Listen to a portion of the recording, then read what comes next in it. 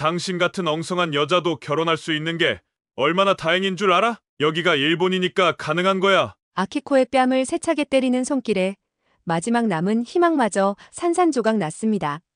8년을 함께한 연인의 폭력 앞에서 그녀는 더 이상 핑계를 만들 수 없었습니다. 교토에서 태어나 도쿄에서 직장 생활을 하는 32세 아키코의 이야기, 오늘 함께 들어보시겠습니다. 안녕하세요. 저는 일본의 전통 있는 도시 교토에서 태어나 도쿄에서 직장 생활을 하는 32살의 평범한 회사원인 아키코라고 합니다. 말씀드린 것처럼 교토 출신이지만 도쿄로 올라온 지도 벌써 10년이 다 되어가네요. 저는 평범한 일본 가정에서 자랐습니다. 조금 보수적이기는 했지만요. 여자는 조용하고 순종적이어야 해. 그리고 시집을 잘 가야 하지. 어린 시절부터 늘 듣던 말이었죠. 부모님은 그런 말을 할 때마다 이건 다 너를 위해서야 라고 덧붙이곤 했습니다. 내성적이고 성실한 성격이었던 저는 그런 부모님의 말씀을 착실하게 따랐었죠. 매일 아침 거울을 보며 화장을 하고 회사에 출근해 묵묵히 일하고 상사의 눈치를 보며 살았어요. 모두가 그렇게 사는 줄 알았죠. 도쿄 생활이 익숙해질 무렵 제 남자친구 켄지를 만났습니다. 벚꽃이 흩날리던 4월의 어느 날이었죠. 회사 합병으로 새로운 부서의 과장이었던 그는 처음부터 모두의 주목을 받았어요. 훤칠한 키에 지적인 외모, 대기업 임원이었던 아버지 덕에 엘리트 코스를 밟아온 그였으니까요. 처음엔 저를 보는 그의 시선이 불편했어요. 하지만 매일 아침 제자리에 놓여있는 따뜻한 커피 실수를 해도 다독여주는 그의 모습에 조금씩 마음이 열렸죠. 아키코 씨는 특별해요. 다른 여자들과는 달라요. 그의 달콤한 속삭임을 믿었던 저는 정말 순진했던 걸까요? 첫 데이트는 긴자의 고급 레스토랑이었어요. 평소에는 상상도 못할 코스 요리를 대접받으며 마치 영화의 한 장면 같은 시간을 보냈죠. 동료들은 부러워했고 친구들은 축하해줬어요. 너가 정말 복이 많은가 봐. 모두가 그렇게 말했습니다. 하지만 첫 폭력이 시작된 건 교제 6개월 만이었어요. 친구와의 약속에서 늦게 돌아왔다는 이유로 현관문 앞에서 그가 제 팔을 세게 잡아당겼습니다. 내가 몇 시간을 기다린 줄 알아? 그의 소나기에서 멍이 들었지만 저는 그날 밤 제 잘못을 되뇌었습니다. 그 후로 일상이 조금씩 바뀌기 시작했어요. 휴대폰을 자주 확인하는 그, 친구들과의 약속을 못마땅해 하는 그, 제 옷차림을 지적하는 그. 처음엔 그저 사랑하기 때문이라고 믿었습니다. 너가 걱정돼서 그래. 그 말을 믿고 싶었으니까요. 폭력은 점점 더 심해졌어요. 처음엔 팔을 비트는 정도였다면 나중엔 뺨을 때리고 발로 차기도 했습니다. 그때마다 그는 무릎을 꿇고 울며 사과했어요. 미안해, 다시는 안 그럴게. 내가 너무 스트레스를 받아서. 그리고 다음 날이면 값비싼 선물이 도착했죠. 회사에서는 아무도 몰랐어요. 화장으로 가린 멍자국, 긴 소매로 감춘 상처들. 오히려 사람들은 부러워했죠. 켄지 씨 같은 남자친구가 있어서 좋겠다. 그 말을 들을 때마다 가슴이 찢어질 것 같았습니다. 그런데 2주 전 모든 것이 무너졌어요. 신주쿠역 앞이었습니다. 친구와 쇼핑을 마치고 나오는데 켄지가 보였어요. 하지만 그의 옆에는 낯선 여자가 있었죠. 두 사람은 다정하게 손을 잡고 있었고 그녀의 허리에 켄지의 손이 감겨 있었습니다. 처음에는 제 눈을 의심했어요. 어쩌면 비슷하게 생긴 사람일까 하고요. 하지만 분명 그였습니다. 게다가 그 여자의 손에는 제가 받았던 것과 똑같은 브랜드의 쇼핑백이 들려 있었어요. 다리가 후들거렸지만 사진을 찍었습니다. 그날 밤 처음으로 그에게 따져 물었어요. 사진을 보여주며 이게 무슨 뜻이에요? 라고 했죠. 순간 날아온 주먹에 저는 바닥에 쓰러졌고 그의 발길질이 이어졌습니다. 감히 너가 나한테 뭘 따지려고 해? 네가 뭔데? 코에서 흐르는 피를 닦으며 집으로 돌아온 그날 밤 마지막 희망을 걸고 부모님을 찾아갔습니다. 어머니는 한숨을 쉬었어요. 너 나이가 몇인데 이제 와서 이런 투정이니? 이 나이에 새로 만나면 네가 고를 수 있는 남자가 얼마나 된다고. 아버지는 신문을 보다 말고 차가운 목소리로 말했습니다. 남자란 원래 그럴 수 있어. 너가 더 잘하면 되는 거 아니니? 그렇게 끔찍했다면 왜 8년이나 참고 있었어? 마치 제 잘못이라는 듯한 그 말에 가슴속 무언가가 완전히 부서져 버렸습니다.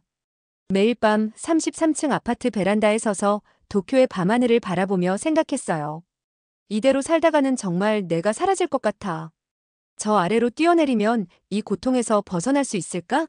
하지만 그런 생각이 들 때마다 더 비참해졌습니다.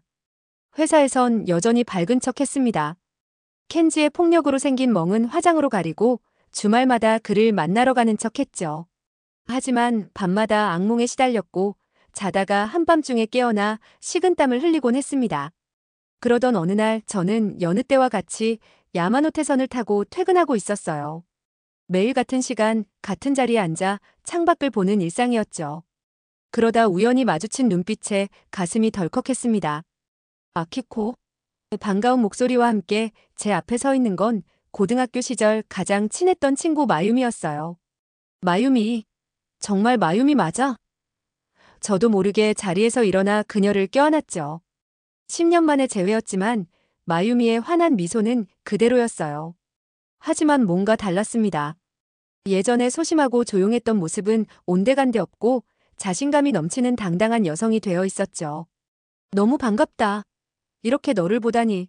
근처 카페에서 커피나 한잔 할래? 마유미의 제안에 망설임 없이 고개를 끄덕였어요.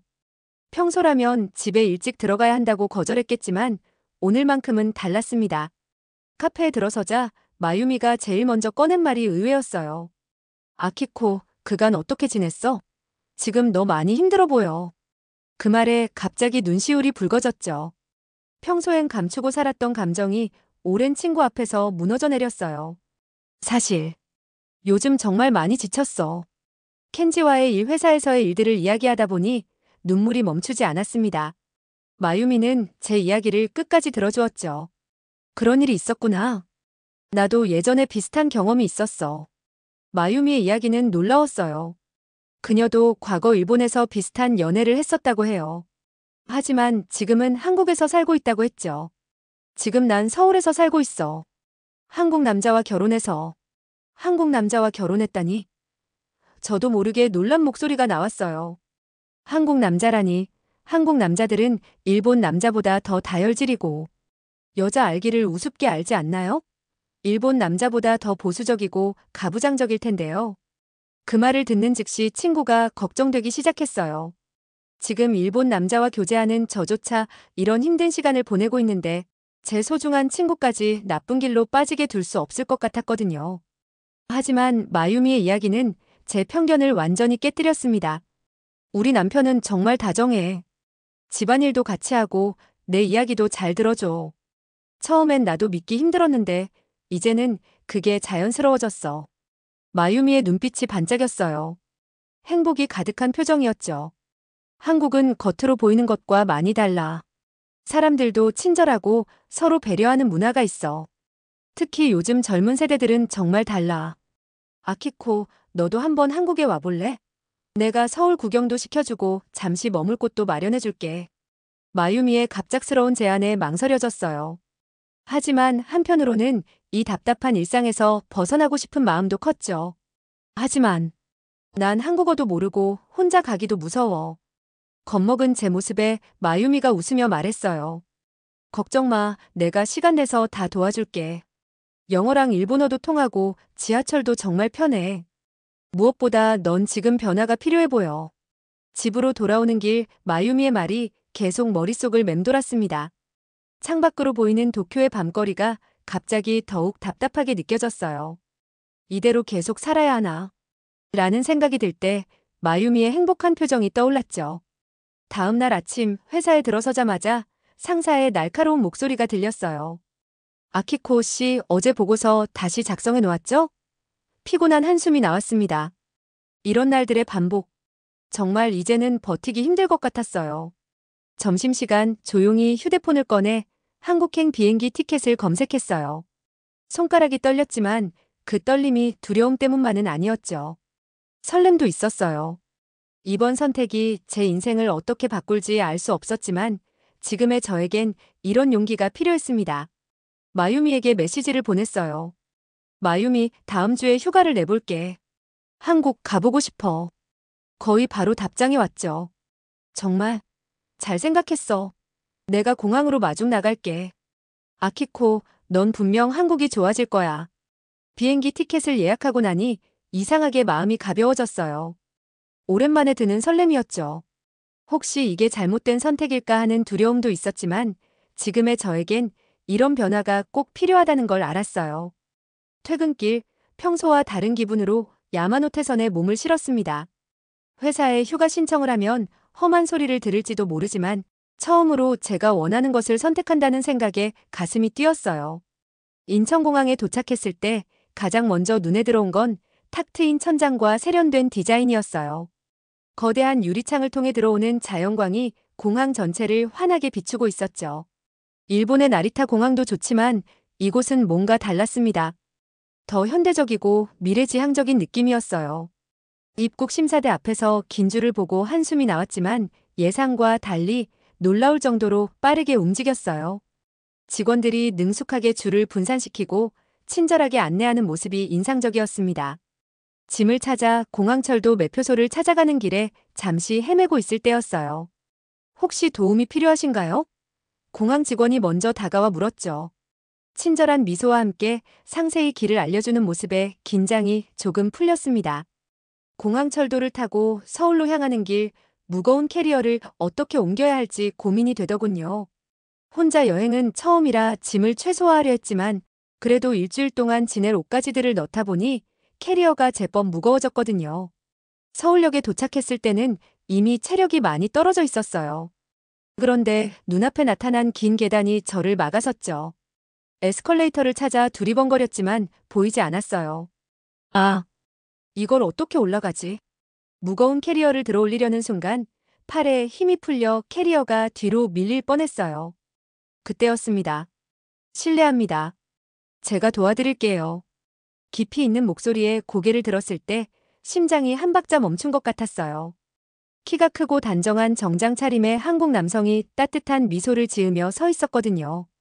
갓 출근길인 듯한 그의 모습에서는 상쾌한 아침 공기 같은 느낌이 났습니다. 아, 괜찮아요. 무의식적으로 일본어로 대답했는데 그가 자연스럽게 일본어로 응답하더군요. 일본에서 오셨군요. 짐이 무거워 보여서요. 제가 도와드리고 싶었습니다. 그의 자연스러운 친절에 가슴이 따뜻해졌어요. 일본에서는 모르는 사람에게 이런 도움을 받아본 적이 없었거든요. 오히려 캐리어가 길을 막는다며 서로 불편한 시선을 피하며 모른 척하는 게 일상이었죠. 그는 제 캐리어를 들고 계단을 올라가며 편안한 미소로 이야기를 건넸어요. 서울은 처음이신가요? 수줍게 고개를 끄덕이자 그가 서울의 이곳저곳을 추천해주기 시작했죠. 바쁜 출근길임에도 불구하고 누군가를 돕기 위해 자연스럽게 멈춰 선 그의 모습이 무척 인상적이었습니다. 계단을 다 올라왔을 때 그가 캐리어를 조심스럽게 내려놓았어요. 저기, 정말 감사합니다. 제가 인사를 하자 그는 고개를 저으며 따뜻하게 웃었습니다. 천만에요. 즐거운 여행 되세요. 그리고는 자연스럽게 자신의 길을 가더군요. 지하철에 앉아서도 그의 모습이 자꾸 떠올랐어요. 친절하면서도 부담스럽지 않은 그의 태도, 자연스러운 배려심. 켄지와는 너무나도 달랐죠. 캐리어를 힘겹게 드는 제 모습을 본다면 켄지는 아마 너는 꼭 그렇게 많은 짐을 가져와야 했냐? 라고 말했을 거예요. 이러면 안 되지만 저도 모르게 방금 그 남자분을 떠올리며 켄지와 비교를 하게 되더라고요. 그런데 지하철 안에서도 놀라운 광경을 계속해서 목격했어요. 노약자석 앞에서 서 있던 할머니를 발견한 젊은이가 자리를 양보하고 임산부를 위해 자리를 비워두는 모습들. 타인을 배려하는 게 너무나 자연스러워 보였죠. 일본에서도 물론 배려는 있지만 이곳의 배려는 뭔가 달랐어요. 더 적극적이고 따뜻했달까요? 창밖으로 스쳐 지나가는 서울의 풍경도 신기했습니다. 빽빽한 빌딩 숲 사이로 녹색 산들이 보이고 현대적인 건물들 사이로 전통 사찰의 지붕이 살짝 엿보이기도 했어요. 한국은 그냥 회색 빌딩 숲인 줄 알았는데 자연에도 신경을 쓰는구나 하는 생각이 들 정도였죠. 마유미를 만나기로 한 서울역에 도착했을 때는 이미 점심시간이 다 되어가고 있었어요. 역사 안으로 들어서자마자 들려온 반가운 목소리에 고개를 돌렸죠. 아키코. 마유미가 환하게 웃으며 달려오는 모습에 저도 모르게 눈시울이 붉어졌어요. 어머, 마유미. 넌 정말 달라졌다. 제 말에 마유미가 쑥스러운 듯 웃었어요. 예전에 소심하고 조용했던 모습은 찾아볼 수 없었죠. 자신감 넘치는 표정과 세련된 옷차림이 인상적이었습니다. 그녀에게서는 행복이 빛처럼 퍼져나오는 것 같았어요. 배고프지? 우리 먼저 맛있는 거 먹으러 갈까? 마유미의 제안에 고개를 끄덕였어요. 사실 비행기에서 먹은 기내식 이후로 아무것도 못 먹어서 배가 고팠거든요. 마유미는 제 캐리어를 들려고 하다가 무게에 놀라더군요. 우와, 무겁다. 아까 이거 혼자 들고 계단은 어떻게 올라왔어? 그 말에 아까 만난 친절한 한국 남성이 떠올라 미소가 지어졌어요. 응, 친절한 분이 도와주셨어.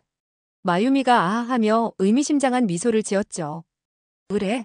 한국 사람들 친절하지. 내가 말했잖아. 마유미가 데려간 한식당은 복잡한 시장 골목 안쪽에 있었어요. 좁은 계단을 올라가며 마유미가 속삭이듯 말했죠.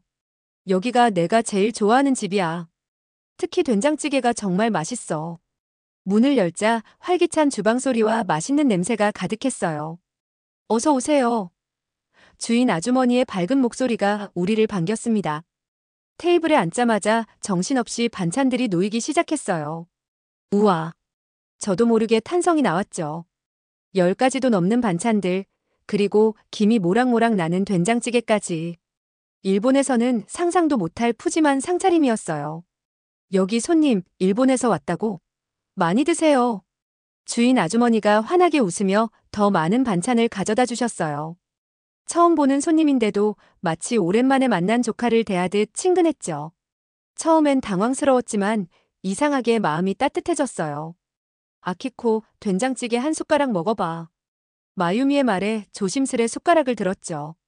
뜨거운 국물을 한 입 머금는 순간 진한 감동이 밀려왔어요. 맛있다. 저도 모르게 일본어가 튀어나왔네요. 구수하면서도 담백한 맛이 고향의 맛과는 달랐지만 왠지 모를 친근함이 느껴졌어요. 식사를 마치고 마유미의 집에 들어와 짐을 풀고 창밖으로 보이는 서울의 야경을 바라보며 생각했습니다. 그동안 내가 알던 세상이 이렇게 작았었나? 남자친구나 부모님의 폭력적인 말과 행동이 당연하다고 생각했던 제 시야가 이렇게 좁았던 걸까요? 오늘 하루 만난 사람들의 따뜻한 미소가 떠올랐어요. 이불 속에 파고들며 생각했습니다. 내일은 또 어떤 새로운 만남이 기다리고 있을까? 설렘 반 두려움 반인 마음으로 잠이 들었어요. 하지만 이상하게도 평소보다 마음이 편안했습니다. 마치 오랫동안 찾아 헤매던 곳에 도착한 것 같은 느낌이었어요. 아침에 일어나자마자 달콤한 빵 냄새가 코끝을 자극했어요. 마유미의 집에서 하룻밤을 묵었는데 마유미의 남편 민수 씨가 아침을 준비하고 있더군요. 잘 주무셨어요? 어제는 제가 야근이 있었어서 못 배웠네요.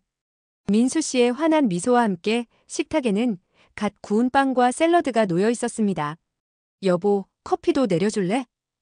마유미가 자연스럽게 부탁하자 민수 씨는 알았어 하며 커피를 내리기 시작했죠. 둘의 모습을 보고 있자니 켄지와의 생활이 떠올랐어요. 켄지는 커피 한 잔 달라고 해도 그 정도는 내가 해라며 짜증을 냈었는데 아침 식사를 하는 동안 민수 씨는 출근 준비를 하면서도 아이들 간식 도시락을 싸고 마유미에게 오늘 회식이 있다고 미리 알려주더군요. 늦으면 내가 아이들 데리러 갈게. 이런 소소한 배려가 너무나 자연스러워 보였어요. 신기하지? 남편을 배웅하고 돌아온 마유미가 웃으며 말했습니다. 처음엔 나도 적응이 안 됐어. 일본에서는 상상도 못했던 모습이었거든. 근데 여기서는 이게 당연한 일상이야. 이야기를 나누다 마유미가 근처 관광을 시켜주고 싶다고 해서 밖으로 나왔을 때였어요. 횡단보도 앞에서 외국인 관광객이 노인과 실랑이를 벌이고 있었죠.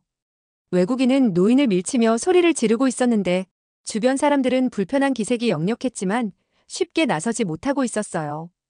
그때였어요. 한 젊은 남성이 침착하게 다가가더니 영어로 상황을 중재하기 시작했습니다. 그는 외국인의 이야기도 들어주고 노인의 입장도 통역해주며 차분하게 상황을 해결해 나갔죠. 아저씨, 죄송하지만 잠시만요. 그가 노인을 부축하며 상황을 설명하자 노인도 고개를 끄덕이셨죠. 외국인도 점차 수그러들었고 결국 서로 오해였다며 악수를 하고 헤어지더군요. 대단하지 않아? 마유미가 속삭였어요. 한국 사람들은 어려움을 겪는 사람을 못 본 척 지나치지 않아. 이런 게 바로 한국 남자들의 멋진 모습이지. 따뜻하고 정의롭기도 하고. 그날 저녁 마유미의 집에서 민수 씨가 요리하는 모습을 보며 생각에 잠겼어요. 아이들 숙제를 봐주면서도 저녁 준비를 하고 마유미가 피곤해 보이자 여보, 너는 좀 쉬어라며 먼저 걱정해주는 모습이 자연스러워 보였죠. 식탁에 둘러앉아 이야기를 나누는 동안 민수 씨는 아이들 밥도 챙기고 마유미의 반찬도 골고루 담아줬어요. 여보, 오늘은 내가 설거지할게. 너랑 아키코 씨는 이야기 나눠. 이렇게 말하는 민수 씨의 모습에서 진정한 가장의 모습을 본 것 같았어요. 창밖으로 보이는 서울의 야경을 바라보며 생각했습니다.